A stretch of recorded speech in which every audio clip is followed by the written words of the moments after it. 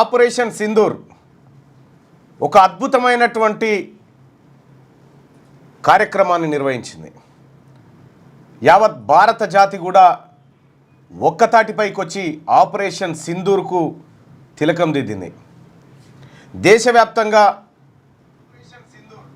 సంబరాలు. అసలు పాకిస్తాన్ అనేటువంటి ఉగ్రదేశం అంతుబట్టాల్సిందే, అంతు చూడాల్సిందే అనేటువంటి నినాదాలు మారుమోగుతూ ఉన్నాయి. పార్టీలకు అతీతంగా, కుల మత భేదాలకు అతీతంగా ప్రజలందరూ భారత ప్రభుత్వానికి అండగా నిలబడ్డారు. మొత్తం ఈ ఘటన అనేకమైనటువంటి విశ్లేషణతో మీడియా సంస్థలు తమ రిపోర్ట్లను రిలీజ్ చేసినాయి. ప్రధానంగా కొన్ని విషయాలు, పాకిస్తాన్లో ఉన్నటువంటి 9 ఉగ్రవాద సంస్థలకు సంబంధించినటువంటి స్థలాలు ఏవైతే ఉన్నాయో వాటిపైన దాడులు చేయడం జరిగింది. బార్డర్ నుంచి దానికి అనేకమైనటువంటి టెక్నాలజీ వాడారు. డ్రోన్ లాంటివి పంపించి పరిస్థితిని అనలైజ్ చేసి అక్కడ ఎవరున్నారు ఏం కథ అనలైజ్ చేసి అక్కడ బాంబులు పేల్చడం, క్షిపణులు ప్రయోగించడం, తద్వారా ఆ ఉగ్ర స్థావరాలను మట్టుబెట్టడం కార్యక్రమాలు దిగ్విజయంగా చేశారు. So hats off to India and Indian government కూడా. విపక్ష పార్టీలకు కూడా ధన్యవాదాలు తెలియజేయాలి. ఇటువంటి సందర్భంలో మీరు పార్టీలన్నీ పక్కకు పెట్టి ఒక్కటయ్యేటువంటి తీరు ఈ దేశ ప్రజలకు చాలా నచ్చినటువంటి అంశం. అయితే ఈ పహల్గాం దాడికి సంబంధించినటువంటి అంశంలో 4-5 ముష్కర్లు పాల్గొన్నారు, ఉగ్రవాదులు పాల్గొన్నారు. ఏప్రిల్ 22న జరిగినటువంటి ఘోర దుర్ఘటన యావత్ దేశాన్ని, భారతదేశాన్ని ప్రేమించే ప్రతి ఒక్కరిని కలవరపాటుకు గురి చేసింది. అయితే ఈ ఘటనకు కారణమైనటువంటి వ్యక్తులు ఎక్కడున్నారు ఇప్పుడు? అంటే పాకిస్తాన్లో ఉన్నటువంటి ఉగ్ర స్థావరాలను మనం వివిధ టెక్నాలజీ ద్వారా అనలైజ్ చేసి కరెక్ట్గా వాళ్ళ ఇళ్లల్లోనే మనం బాంబులు పేలేటట్టు చేసి వాళ్ళని హతమారుస్తున్నటువంటి సందర్భంలో వీళ్ళను మనం పట్టుకోవాల్సినటువంటి అవసరం ఉండే.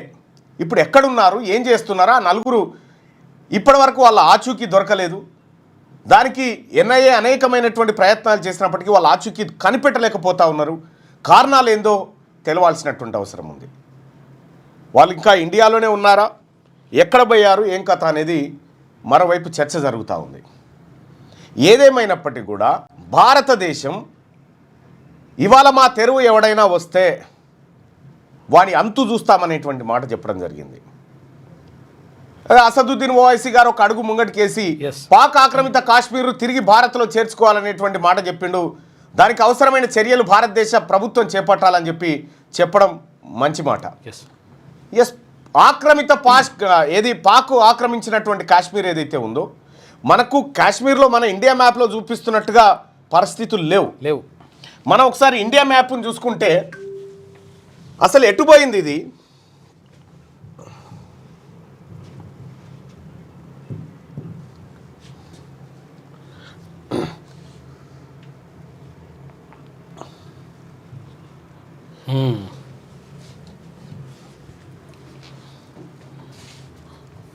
మనం దీన్ని ఒకసారి పరిశీలించాలి.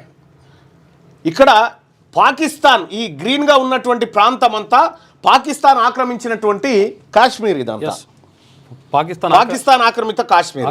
ఇగో ఇటువైపు ఏమో ఆక్సాయ్ చీన్ అని చెప్పి ఇది చైనా ఆక్రమించినటువంటిది.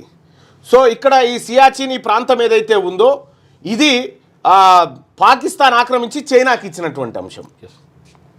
ఇక్కడ మరి ఈ మ్యాప్లో మనకు మిగిలింది ఎంత? ఇదే ఇక ఈ కొమ్ములు పోయి జమ్మూ కాశ్మీరు, లదాఖ్, లేహు, ఇగో ఈ ప్రాంతాలు మిగిలినాయి. నుబ్రా వ్యాలీ, ఇదంతా ఈ కార్గిల్ ఈ ఏరియా మిగిలింది. మరి దీన్నంతా ఇదంతా పాకిస్తాన్ మాదని చెప్తున్నప్పటికీ కాదు. రాజా హరిసింగ్ హయాంలోనే ఈ జమ్మూ కాశ్మీర్ ప్రాంతాన్ని మేము భారత్తోనే కలిసి ఉంటామని ఇక్కడ వచ్చినటువంటి సందర్భంలో ఇదంతా రావాలి. కానీ పాకిస్తాన్ అక్రమంగా ఇదంతా ఆక్రమించింది. మనం ఇక్కడ గుర్తుపెట్టుకోవాల్సింది ఏంటంటే గతంలో 1965లో ఆ తర్వాత 70 ప్రాంతంలో కూడా మనం యుద్ధాలు చేసినాం. మనం యుద్ధం చేసి మనమే గెలిచి మన భూభాగం పోయింది వాళ్ళకి. కాబట్టి అక్కడ ఏం జరిగిందనేది పక్కన పెట్టి ఈ పాక్ ఆక్రమిత కాశ్మీర్ ఏదైతే ఉందో దీన్ని తిరిగి భారత్లో కలపడానికి ఆపరేషన్ సింధూర్ 2 జరగాల్సినటువంటి అవసరం ఉంది. ఎస్, ఎందుకంటే ఈ గ్రీన్ ప్రాంతం అంతా ఇప్పుడు వాస్తవానికి మనము భారతదేశ పటంలో చూస్తున్నటువంటి మనము మనదని చూపించుకోవడానికి చూపిస్తున్నాం, కానీ ఈ మొత్తం ఇదంతా పాకిస్తాన్ కంట్రోల్లో ఉంది. సో ఈ పాకిస్తాన్ కంట్రోల్లో ఉన్నటువంటి ఈ ప్రాంతాన్ని విముక్తి చేయాల్సినటువంటి అవసరం ఉంది. ఇక్కడే బలిస్తాన్ ఉంటుంది, ఆ తర్వాత రకరకాల ప్రాంతాలని పాకిస్తాన్ ఆక్యుపై చేసింది. ఇది LOC లైన్ ఆఫ్ కంట్రోల్ అని చెప్పి చెప్తా ఉన్నాం. సో అంతర్జాతీయంగా కూడా భారతదేశానికి ఇలాంటి గుర్తింపే ఉంది, ఈ మ్యాప్ గుర్తింపే. కాబట్టి పాకిస్తాన్కి సంబంధించినటువంటి ఈ గ్రీన్ ఏరియానంతా మనము స్వాధీనపరచుకోవాల్సినటువంటి అవసరం ఉంది. వాళ్ళు ఎక్కడి నుంచి అయితే కార్యకలాపాలు చేస్తారో ఆ ప్రాంతం అంతా ఇదే. కాబట్టి దాన్ని మనం ఆక్రమించుకోవాల్సినటువంటి అవసరం ఉంది. భారతదేశం తిరిగి స్వాధీనం చేసుకోవాలి. అది ఇంకా LOC ఇక్కడికే వేసేసింది చూడండి, లైన్ ఆఫ్ కంట్రోల్.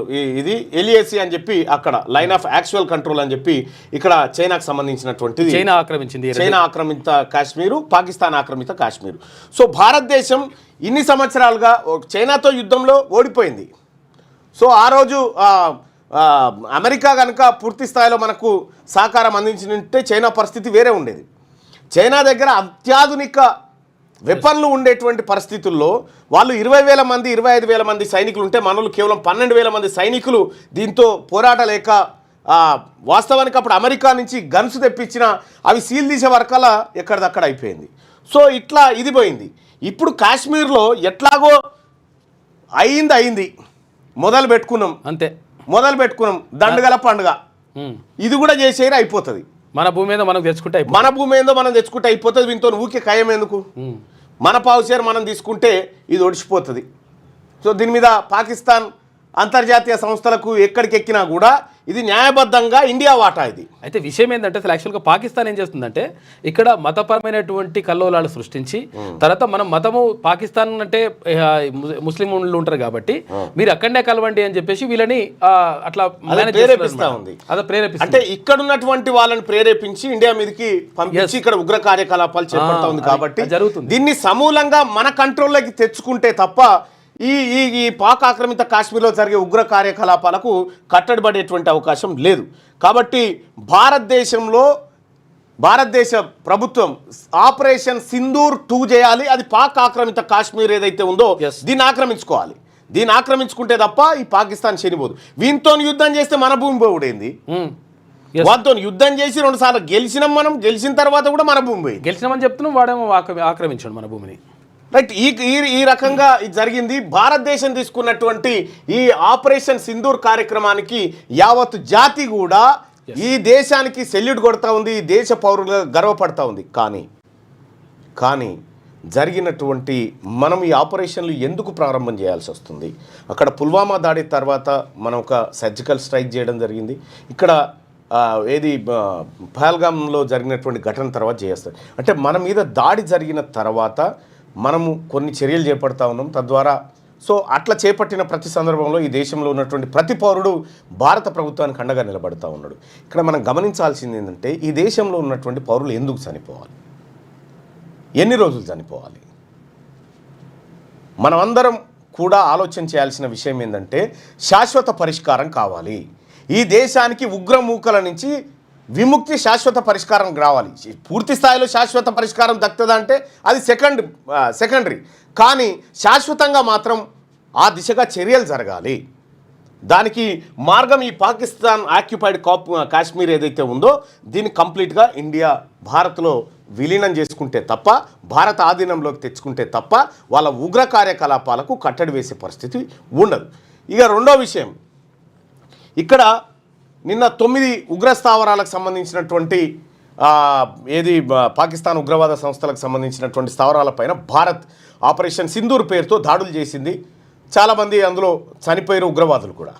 అయితే మసూద్ అజార్ అనేటువంటి వ్యక్తి, వాడు అత్యంత కీలకమైనటువంటి వ్యక్తి. ఈ మసూద్ అజార్ అనేటోడు ఎవడు ఎక్కడి నుంచి వచ్చిండు అని అంటే లష్కర్-ఏ-తోయిబాకు సంబంధించి వాడు. అయితే ఇతను 2-3 సంస్థలు స్థాపించిండే. మనది కాబూల్లో ఇది విమానం హైజాక్ అయింది చూసిరుగా, కాందహార్ విమానం హైజాక్ అయింది. విమానం హైజాక్ అయిన దాంట్లో హైజాకర్లు విమానాన్ని హైజాక్ చేసి CI-814 విమానం నెంబర్ CI-814 విమానాన్ని హైజాక్ చేసి భారత ప్రయాణికులను హైజాక్ చేసినటువంటి సందర్భంలో ఇక్కడ వాస్తవానికి అది ఢిల్లీ రావాల్సినటువంటి విమానాన్ని అటు అమృత్సర్ తీసుకుపోయి అమృత్సర్ కాడ వీలు కాకపోతే లాహోర్లో బల్మీకి దించి మళ్ళీ అక్కడ ఫ్యూయల్ నింపుకొని అక్కడి నుంచి కాందహార్ పోయింది. కాందహార్ పోయి ఆడ వారం రోజులు ఆడ పెట్టుకున్నారు. విమానాన్ని హైజాక్ చేసి ఆ ఉగ్రవాదులు ఆ విమానం పక్కపొండి మంటలు పెట్టుకొని కాపుకొని ఏందిరా మీ డిమాండ్ అంటే భారత జైల్లో ఉన్నటువంటి అజార్ మసూద్ ఇప్పుడైతే ఎవడైతే మనం ఎవరింటి మీద అయితే దాడి చేసినామో వాడు 1994లో భారతదేశానికి పట్టుబడ్డాడు. అనంతనాగ్ జిల్లాలో 1994లో దొంగ గుర్తింపు వాడు పెట్టుకొని తిరుగుతూ ఉంటే భారత ప్రభుత్వం పట్టుకొని వాడిని జైలు వేస్తే వాడిని విడిపించడం కోసం విమానం హైజాక్ చేశారు. వానితో పాటు ఇంకో 2-3 ఉగ్రమూకల్ని విడిపించుకొని తాలిబాన్లు తీసుకొని పోయారు. సో అది పేరుకు తాలిబాన్లు తీసుకుపోయినా కూడా అది పాకిస్తాన్ ప్రమేయంతో జరిగిందనేది అందరికి తెలిసినటువంటి అంశం. మరి అదే మసూద్ అజార్ అనేటోడు ఇవాళ పాకిస్తాన్లో ఉండి భారతదేశంలో ఉగ్ర కార్యకలాపాలను ప్రేరేపిస్తూ ఉన్నాడు. మరి ఇప్పుడు మనం 9 స్థావరాల మీద దాడి చేసినాం. మరి 9 ఉన్నాయా పాకిస్తాన్లో? ఎన్ని ఉన్నాయి? అనేకమైనటువంటివి ఉన్నాయి. ఒకసారి మనం బోర్డు పెడితే ఎన్ని ఉగ్ర సంస్థలు అగ్ర ఉగ్ర సంస్థలు ఇక్కడ తిష్టేసినాయి అనేది ఒకసారి చూస్తే 40 నుంచి 50 ఉన్నాయని చెప్పేసి ఇంతకుముందున్న ఎవరు క్రికెటర్ ఆయన ఉండేగా పాకిస్తాన్ అధ్యక్షుడు. ఉగ్ర సంస్థలు పాకిస్తాన్లో ఉన్నటువంటి ఉగ్ర సంస్థలు వాటి కార్యకలాపాల విషయం ఒకసారి పరిశీలిస్తే ఈ సింధూర్ ఏ సరిపోలే, ఇంకా సింధూర్ ఏ సరిపోలే. సింధూర్ ఒకటి మొత్తం మనకున్నటువంటి ఏది లెక్కల ప్రకారం చూస్తే కాంగ్రెస్ రీసెర్చ్ సర్వీస్ దేని లెక్క ప్రకారం అంటే CRS ఈ దాని ప్రకారం పాకిస్తాన్లో ఉన్నటువంటి ఉగ్రవాద సంస్థల గురించి ఒకసారి చూస్తే తెహ్రీకే తాలిబాన్ పాకిస్తాన్,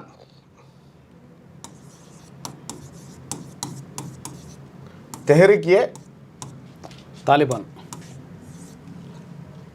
తాలిబాన్ పాకిస్తాన్,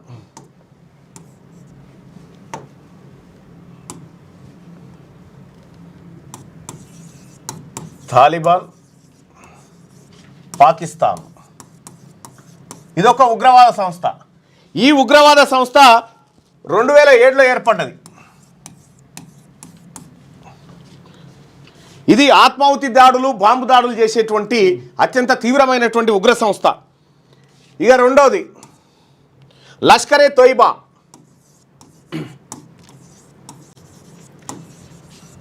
దీన్ని కూడా వాడే స్థాపించుండు లష్కరే తోయిబా మసూద్. ఇది 1980లో ప్రారంభమైంది. ఇది ముంబై దాడులు చేసిన ఘటనలో ఉంది. ఆ తర్వాత అనేకమైనటువంటి కార్యకలాపాలు చేసి ముంబై దాడులతో పాటు పార్లమెంటుకు సంబంధించినటువంటి అటాక్, జమ్మూ కాశ్మీర్ అసెంబ్లీ అటాక్ను చేసిన దాంట్లో ఇది ఉంది. ఇది దీనికి సంబంధించి జమాత్ ఉద్ దావా ఇది ఎట్లా కార్యక్రమాలు చేస్తుందంటే జమాత్ ఉద్ దావా అని చెప్పేసి జమాత్ ఉద్ దావా అయితే దీన్ని మనం అప్పట్లో పేపర్లలో జమాత్ ఉద్ దావా అని చదువుకునేటువంటి వాళ్ళం. దీన్ని లష్కరే తోయిబా యాక్చువల్గా తయబా అంటారు. లష్కరే తోయిబాకు సంబంధించినటువంటి దాని గురించి జరుపుకున్నాం. ఇక మూడో ఉగ్ర సంస్థ ఏంటంటే జైషే మహమ్మద్.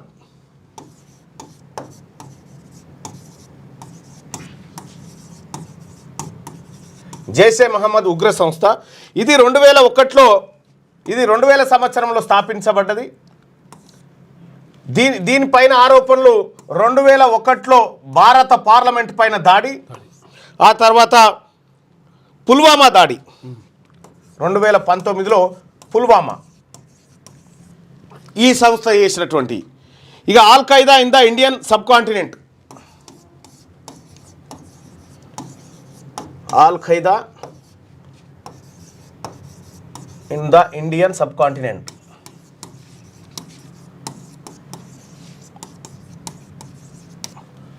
ఇండియన్ సబ్ కాంటినెంట్లో ఇది 2014లో ప్రారంభమైంది.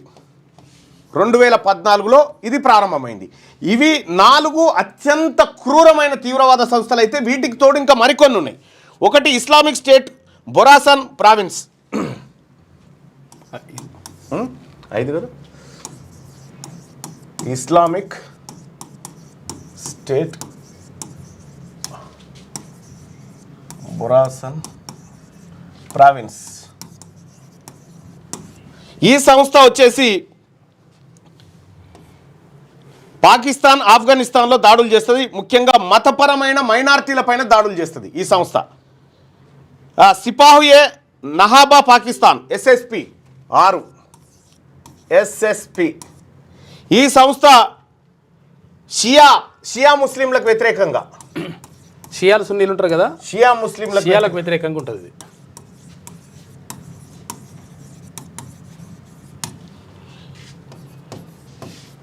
హిజ్బుల్ ముజాహిద్దీన్ అని ఇంకోటి ఉంటుంది. ఇంకోటి 7వది వచ్చేసి లష్కర్ ఏ జంగ్వీ, లష్కర్ ఏ జంగ్వీ, లష్కర్ ఏ జంగ్వీ. ఇది దీంట్లో నుంచి విడిపోయి ఉద్భవించినటువంటి సంస్థ. ఇది కూడా షియా ముస్లింలపై దాడులకు బాధ్యత వహిస్తుంది. ఇది కూడా సేమ్ షియా ముస్లింల మీద. ఇక 8వది వచ్చేసి హిజ్బుల్ ముజాహిద్దీన్.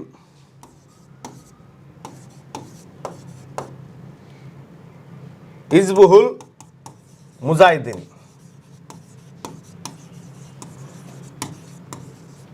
ఇది 1989లో స్థాపించబడ్డది. ఇది కాశ్మీర్లో క్రియాశీలకంగా పనిచేసేటువంటి సంస్థ ఈ హిజ్బుల్ ముజాహిద్దీన్. ఇక 9వది వచ్చేసి హర్కతుల్ ముజాహిద్దీన్.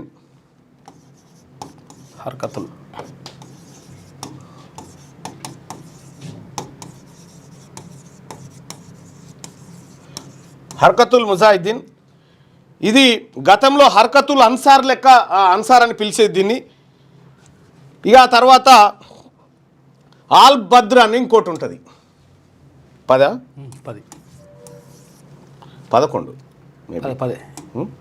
9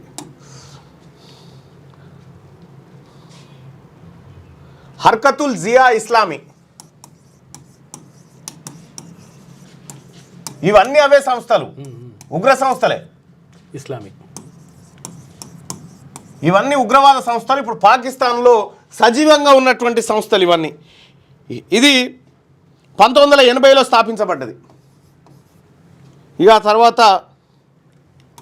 11 వచ్చేసి ఆల్ బద్ర్.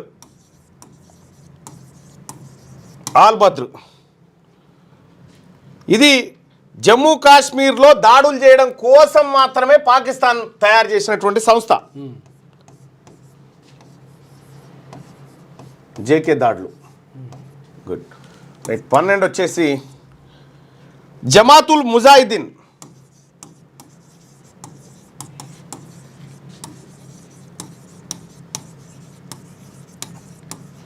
జమాతుల్ ముజాహిద్దీన్ ఇది కూడా కాశ్మీర్లో పనిచేస్తున్నటువంటి మోతాదు చిన్న ఉగ్రవాద సంస్థ ఇది. ఆ తర్వాత బలూచిస్తాన్ లిబరేషన్ ఆర్మీ.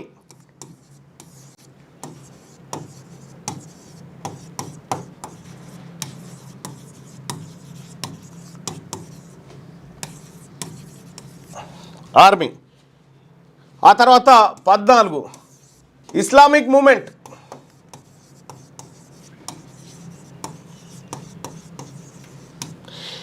వీటితో పాటు మొత్తం పాకిస్తాన్లో గుర్తించినటువంటి సంస్థలు 30 ఉగ్రవాద సంస్థలను గుర్తించితే అనధికారికంగా 150 వరకు ఉగ్రవాద సంస్థలు ఉన్నాయి. మరి ఇప్పుడు మనం 9 లక్ష్యాలుగా చేసుకున్నాం, 9 చేసినాం. కానీ మరి వీటి సంగతి ఏంది? ఇవి ఎప్పటికైనా ఉన్నాయే కదా. పాకిస్తాన్ తాత్కాలికంగా మాది ఉగ్రదేశము, మేము కూడా నష్టపోతున్నామని పశ్చాత్తాప పడినప్పటికి కూడా మరి పరిస్థితులు మాత్రం దీనికి భిన్నంగా ఉన్నాయి కదా. కాబట్టి వీటన్నిటినీ ఖతం చేయాల్సినటువంటి అవసరం ఉంది. ఇప్పుడు బలూచిస్తాన్ లిబరేషన్ నిజంగా ఇప్పుడు మనం ఒక ఫోటో చూసుకున్నాం కదా. ఇవన్నీగో బలూచిస్తాన్. ఈ బల్చిస్తాన్ ఈ ప్రాంతం అంతుంది కదా, నిజంగా పాకిస్తాన్దే అయితే మరి లిబరేషన్ ఆర్మీలు ఎందుకు పుట్టుకొచ్చినాయి? ఎస్, పాకిస్తాన్ది అయితే లిబరేషన్ ఆర్మీలు ఎందుకు పుట్టుకొచ్చినాయి? ఈ సంస్థలన్నీ ఎందుకు పుట్టుకొచ్చినాయి? మరి వీటికి డబ్బులు ఎక్కడి నుంచి వస్తూ ఉన్నాయంటే కంప్లీట్గా పాకిస్తాన్ వీటిని ప్రేరేపిస్తూ ఉంది. Yes. వీటికి ఫండింగ్ చేసేదంతా పాకిస్తానే. అంటే భారత్ను నైతికంగా అన్ని రకాలుగా దెబ్బకొట్టడానికి పాకిస్తాన్ ఈ మార్గాన్ని ఎంచుకుంది. సో ఇప్పుడు ఆపరేషన్ సింధూర్ అయినా సర్జికల్ స్ట్రైక్ అయినా మనం వీటినే టార్గెట్ చేస్తూ ఉన్నాం. కానీ ఈ మొదటికే మొత్తం గుంజుకుంటే ఒడిచిపోతుంది వీంతో లొల్లి. అంతే, మొదటికే మొత్తం గుంజుకుంటే వీంతో లొల్లిబాయ, వీంతో పంచాయతీ లేదా. ఇక ఈ రకమైనటువంటి కార్యక్రమం జరగాలి. మొత్తానికి భారతదేశం చేస్తున్నటువంటి ఈ స్ట్రైక్స్ ఏవైతే ఉన్నాయో వీటిని టార్గెట్ చేస్తా ఉన్నాం. కానీ ఏవైతే ఉన్నాయో మన సుదర్శన్ కూడా ఇవి వేసిండు, ఆర్మీ కలర్ షర్ట్ వేసుకొచ్చిండు. అవసరమైతే మళ్ళీ పోతామని చెప్పేసి మాజీ ఆర్మీ ఉంటారు కదా ఆఫీసర్లు, వాళ్ళందరూ అంటారు మేము రెడీగా ఉన్నాం, ఒకవేళ ఒకవేళ అవసరం ఉంటే మేము 100% వస్తామని చెప్తున్నారు. ఆర్మీ టీ షర్ట్ వేసిండు పో అని చెప్పి రామ్ గోపాల్ వర్మ అట ఆయన పేరు, ఆయన పెట్టిండు. Good morning to Bharat. Yes, ఈ సింధూర్కు సంబంధించినటువంటి ఆపరేషన్ ఏదైతే ఉందో ఇది అందరం కూడా మద్దతు ఇచ్చి ఈ భారతదేశానికి అండగా నిలబడాలి. ఇర్రెస్పెక్టివ్ ఆఫ్ పార్టీలు, అంతే, ఇర్రెస్పెక్టివ్ ఆఫ్ పార్టీస్ అందరం అన్ని పక్కకు పెట్టి ఈ విషయంలో దేశం మీద దాడి జరిగినప్పుడు ఖచ్చితంగా ఈ దేశం అంతా ఒక్క తల్లి పిల్లలుగా మారాల్సిందే. దేశంలో సమస్యలు ఉన్నప్పుడు ప్రతి విమర్శలు సహజం, అంతర్గతంగా వేరు.